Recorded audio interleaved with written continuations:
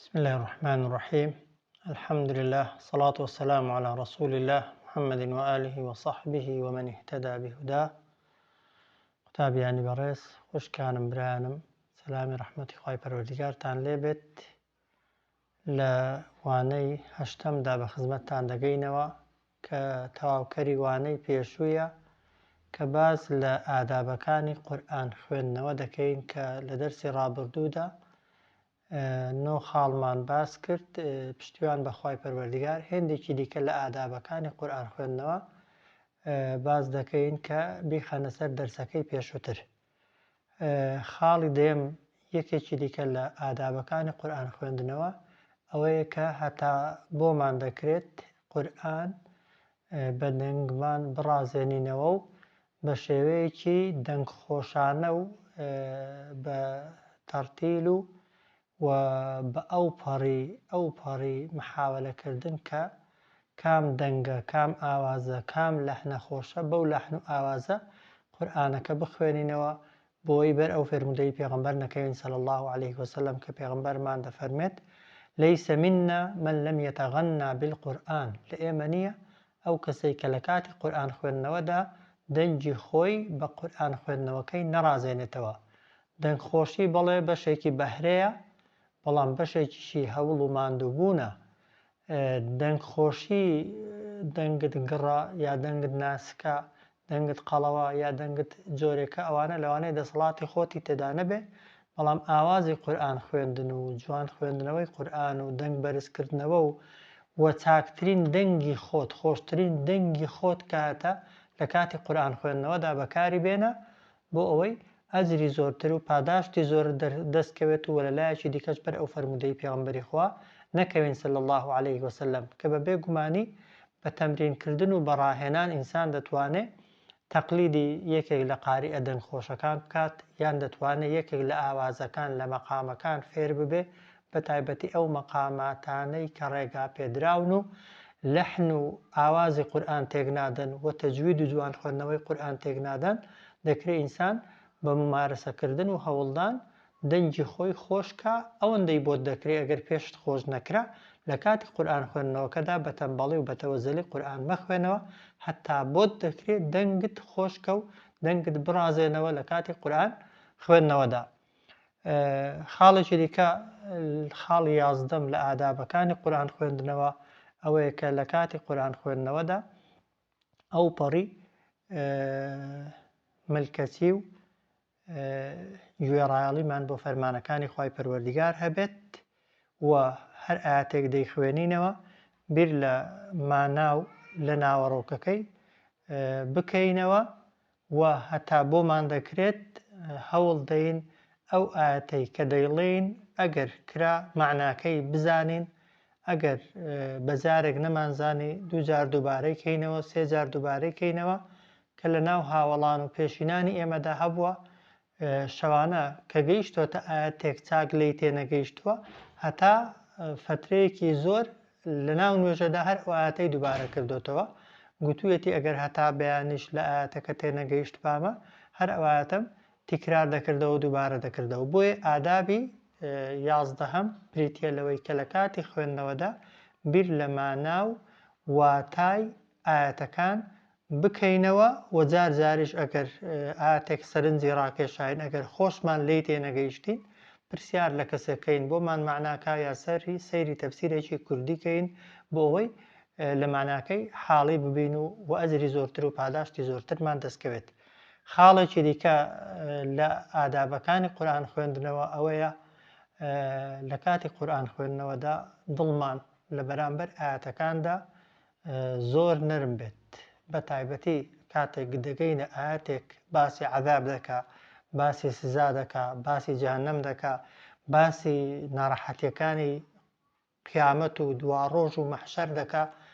خۆمان وا حساب نەکەین کە ئێمە لەو ناخۆشیانە بەدەرین، بەڵکو وابزانە ئاەتەکە لەگەڵ تۆیەتی، وابزانە ئاەتەکە بۆ ئەوە هاتووە ئەتۆ لەو ناڕەحەتیانە ئاگادار کاتەوە، بۆی ئەگەر بکرێت لەگەڵ ئاەتەکاندا بگری طبعا بێگومان ئەجرەکەی زۆرترە چونکە پێغەمبەرمان صلی الله عليه وسلم دەفەرمێت لە کاتێکدا قورئان دەخوێننەوە بگرین ئەگەر گریانتان نەهات خۆتان بگرێنن چۆن خۆمان بگرێنین ئەگەر دڵێک وەکو بەردوا بێت ئەگەر دڵێک زۆر ڕق بێ دەناوەرە ئاەتێک کە باسی دۆزەخ دەکا باسی خۆراکی دۆزەخیەکان دەکا باسی زەقوم و خواردنەوە و خواردنە ناڕەحەتەکانی دۆزەخیان دەکاوەرە بیخوێنەوە و چەند جارێک دووبارەیکەوە بزانە گریانت دێتە یان نا بەتایبەتی لە تەنیاییدا گریان لەناو خەڵکیدانا لە مەراسیمدانا بۆ بەر کامیرانە لە کاتی تەنیاییدا بەتایبەتی لە شەوانەدا یا ئەگەر لە شوێنێکی لە ژوورێکی بەتەنها قورئان دەخوێنیەوە ئەبزانە لە بەرامبەر خوای پەروەردیگار داوەستاوی ئاەتەکان چەند جار دووبارەکەوە بیهێنە پێش چاوی خۆت ئەگەر تۆبی بەسەرپردی سیڕاتدا تێدەپەڕی ئەگەر تۆبی دەخرێ ناو ئاگر ئەگەر تۆبی ئەو عەذابەت توش بکرێ لەو حاڵەتەیدا پەنا بۆچێ دەبەی و هانا بۆچێ دەبەی ئەو مەشهەدانە پێنە پێش چاوی خۆت بێگومان ئینسان ئەگەر دڵی وەکو بەردوا بێت دەنا لە بەرامبەر ئاەتەکاندا وەختێک گریانی هەردێتێ و ئەگەر گریاشین حەدیثی صحی پێغەمبەر صلی الله عليه وسلم کە پێغەمبەرمان دەفەرمێت چاوێک فرمێسکی لێ هات پێ لە پێناوی خوای پەروەردیگاردا ئاگر نایسووتێنێ بۆی بەر ئەو حەدیثەی پێغەمبەر کەوین صلی الله عليه وسلم ئەگەر بکرێ لەگەڵ ئاەتەکاندا گریانمان بێت و یان خۆمان بگرێنین تەبەن ئادابێکی زۆر گرینگە خاڵی دوازدەهەم و ئادابی دوازدەهەم کاتێک کە ئاەتێک دەخوێنیەوە ئەگەر باسی ڕەحمەت و میهرەبانی و سۆزی خوای پەروەردیگار بوو لە ئاەتەکەی ڕاوەستە داوا بکە لە خوای گەورە کە خوای گەورە لەو ڕەحمەتەی بەشتدا خوا دەفەرمێ ئین الله مع المحسنین بەنمونە بڵێ خوایە ئەم نیش لە چاکەکاران بم یان خوای گەورە دەفەرمێت ئین الله مع المتقین خوای گەورە لەگەڵ پارێزکاراندا بڵێ خوایە ئەم نیش لە پارێزکاران بم یان باسی بەهەشتێ دەکا بڵێ خوایە بەهەشتی خۆتم بنەسیب بکە باسی ڕەحمەت و میهرەبانی دەکا خوایە ڕەحمەتی خۆتم بەنسیب بکە باسی لێخۆشبوون و مەغفیرەتە لەبەر خۆتۆ بڵێ خوایە لێم خۆش بە و کاتێکیش دەگەی ئاەتێک کە باسی خەشم و قین و تووڕەیی و عەذابی خوای پەروەردیگارە پەنا بگرە بە خوای گەورە کە خوای گەورە لەو عەذابە لەو سزایە ڕزگارت کە چونکە ئاگادار بە پەرهەڵدانەوە ئەجرت زۆر دەست ناکەوێت بە بیرکردنەوە و وردبوونەوە و مانەوە لە ناو ئاەتەکاندا ئەجری زۆرترمان دەست دەکەوێت و خێری زۆرترمان بۆ مسۆگەر دەبێت بۆیە ئادابی دوازدەهەم ئەوەیە کە ئینسان ئەگەر بەلای ئاەتی ڕەحمەت و میهرەبانیدا تێپەڕی قورئانەکەت ڕاگرە بپاڕێەوە و دوعا بکە لەوانەیە دوعاکەت قازانجی زۆرتر بێ لە قورئان خوێندنەوەکەت و ئەگەر بە ئاەتی عەذاب و سزادا تێپەڕی داوا بکە لە خوای پەروەردیگار کە خوای گەورە لەو عەذاب و سزایە دوورت خاتەوە یەکێکی دیکە لە ئادابەکانی قورئان خوێندنەوە ئەوەیە کە دەگەیە ئەو ئاەتانە کە دوعا قورئانین کە پێغەمبەر صلی الله عليه وسلم زۆر دووبارەی کردوونەتەوە کاتێک کە گەیشتە ئاەتێک کە دوعایە جارێک بخوێنەوە بە نیەتی قورئان خوێندنەوە جاری دووهەم لە کوێڕا دوعاکە دەست پێ دەکا لە دوعاکەیڕا دووبارەیکەوە بە نیەتی دوعا بۆ خۆت بنمونەها ومنهم من يقول ربنا آتنا في الدنيا حسنة وفي الآخرة حسنة وقنا عذاب النار هو دعاء بس جاري كم كدي خويني توك وآدي خويني جاري دوهم لربنا آتنا في الدنيا حسنة لنا خو دعاء كبوخد كخواي قبل هرتي شاكي الدنيا وقيامة بنسيبتك رب اغفر وارحم بنمونها جاري كم دي خويني بنيتي قرآن جاري دوهم بنيتي أوي دلي خوا لهم خوش بزيت پێم دابێتەوە بۆیە ئادابێکی دیکە ئەوەیە کە گەیشتینە ئاەتە دوعاکان جارێک وەکو قورئان بخوێنینەوە جاری دووهەم دوعاکە بۆ خۆمان دووبارەکەینەوە یەکێکی دیکە لە ئادابەکان بریتیە لەوەی کە کاتێک قورئان دەخوێندرێتەوە بەسەرماندا لە شوێنێکین قورئان دەخوێندرێتەوە گوێ لە قورئان بگرین و بێدەنگ بین و هیچ قسەیەک نەکەین چونکە خوای گەورە دەفەرمێت فإذا قرأت القرآن فاستعذ بالله وإذا قرئ القرآن فأنصتوا له فاستمعوا له وأنصتوا له كاتك كقرآن خوێندرا گوێی بدەنێ و بێدەنگ بن لعلكم ترحمون بۆی خوای گەورە ڕەحمتان پێ بکە بۆیە لە شوێنێک ئەگەر قورئان خوێندرا ئەتۆش قورئان خوێنەکە نەبووی قورآانێک هەڵکرا دەنگ گوێر لە دەنگی بوو چاکتر وە لە بەرامبەریدا بێدەنگ بی ئەگەر بێدەنگ بی خێری قورآن خوێندنەکەت دەگاتێ ئەوە یەک و دووهەمیش ڕەحمەت و میهرەبانی خوای پەروەردگار بۆ خۆت مسۆگەر دەکەی. یەکێکی دیکە لە ئادابەکانی قورآن خوێندنەوە ئەوەیە کە هەمیشە لە هەوڵ دابی معلومات و زانیاری لەسەر قورآن زیاد کرد تەجوید بە نمونە جوان خوێندنەوەکە تەفسیر و ماناکردنی علوم و زانستەکانی قورآن ئەسبابی نزولی ئاەتەکان پەیوەندی ئاەتەکان بەیەکەوە پەیوەندی سوورەتەکان بەیەکەوە ئەو حکم و یاسانەی کە لە ناو قورئاندان ئەو چیرۆک و بەسەرهاتانەی کە لە قورئاندا باسکراون ئەو پند و ئامۆژگاریانەی کە لە قورئاندا هەن والحاصل هەر هەوڵدانێک هەر عیلمێک کە خزمەت بە تێگەیشتن لە ئاەتەکان بکە بۆی ئادابێکی دیکە ئەوەیە کە ئێمە تەنها خەریکی خوێندنەوەیەکی ئاسایی نەبین تەنها هەوڵی ئەوە نەدەین شێوەی هاتنە دەرەوەی پیتەکانمان و یاساکانی تەجوید جێبەجێکەین ئەوانە گرنگن بەڵام لەگەڵ ئەوەدا با هەوڵی ئەوەش دەین لە مانا و مەبەست و ناوەڕۆکی ئاەتەکان حاڵی ببین چونکە ئەگەر وامان کرد بەرەوە حەدیثی پێغەمبەر دەکەوین صلی الله عليه وسلم کە زۆر جێگای دڵخۆشیە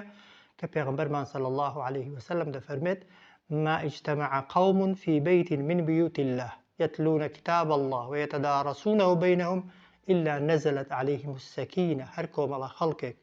بێکەوە لە ماڵێک لە ماڵەکانی خوا دابنیشن ئاەتەکان بخوێننەوە ويتدارسون بينهم لێکدانەوە و ڕاوە و تەفسیریشی بۆ بکەن لە بینی خۆیاندا خوای گەورە سەکینەت و ئارامی دەڕێژێت بەسەر دڵیاندا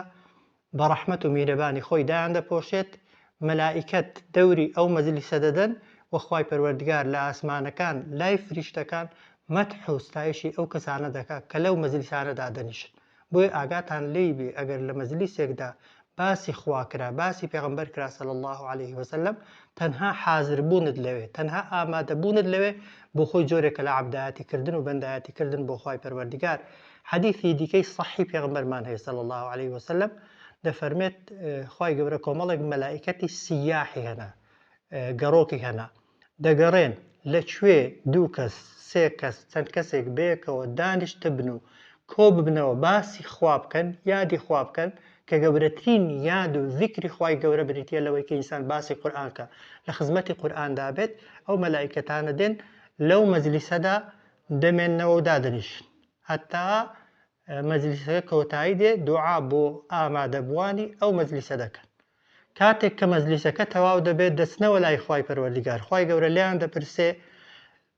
چیتان بینی طبعا هەر مەجلیسێکی ذیکر و قورئان خوێندنیان بینی بێدەڵێن ئەی خوای پەروەردگارە لە فڵانە شوێنە ئەوەندە کەسە فڵانە کەسە و فڵانە ئەوە لەو مەجلیسەدا بوون باسی خوا و ناوی تۆیان دەهێنا خوای گەورە دەفەرمێت دەشاهید بن لە هەموو ئەو کەسانە خۆش بووم کە لەو مەجلیسەدا بوون مەلائیکەتەکان دەفەرمون خوایە هێندێکی تێدا بوون بۆ قورئان خوێندنەکە نەهات بوون بە مەبەستی دیکە هات بوون دەفەرمێت لەبەر خاتری ئەوانەی کە بەنیەتی باشەوە هاتوون و بۆ ذیکر و یاد و قورئان خوێندن هاتوون شاهید بن لەوانەش خۆش بووم کە بۆ ئەوە نەهاتوون بۆی ئەوە فەزڵ و گەورەییکە کە زۆر زەحمەت نەبێ دەستمان ناکەوێت بۆی ئادابێکی دیکە وەکو باسمان کرد بریتە لەوەی کە هەمیشە لە هەوڵی ئەوە دابین زانیاری و معلوماتمان لەسەر ناوەڕۆک و مانا و تەفسیری ئاەتەکان بۆ خۆمان زیاترکەین یەکێکی دیکە لە ئادابەکان ئەوەیە کە هەر کاتێک ختمێکت تەواو کرد ڕامۆستا کە گەیشتە سوورەتی ئەنناس ڕێک بڕۆ سەرەتای قورئان فاتحاش بخوێنە و کە فاتحات خوێند 5 ئاەتی سوورەتی بەقەرەش بخوێنە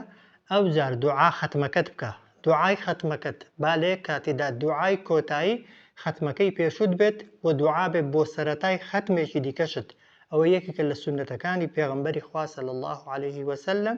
کە هەر کاتێکی بێتە کۆتایی قورئان بێ ڕاوەستان هاتۆتە